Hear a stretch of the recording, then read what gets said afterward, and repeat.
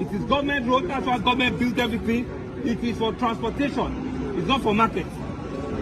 It is not for market. Mo sọ ja o, mo sọ fún yín o, mo ti fún yín notice ìjọ méjì péré.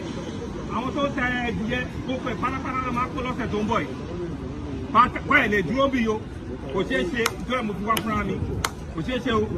A lè níjọba ká fi owó ribiribi ṣe kókó máa ká má lè lo. Ṣé ẹ gbọ́ mi? Mo ti sọ fún yín o. Nítorí ẹ̀ wọ́n máa fi sínú news, máa fi sínú paper. Àfẹ́ kí ọ̀gọ́gọ́ kú. Tí trade bá bẹ̀rẹ̀ sí ṣiṣẹ́, ìṣẹ́jú mẹ́wàá náà máa pa bí èèyàn kan máa kú sí mi ò fẹ́ wàhálà. Gbogbo ìwà.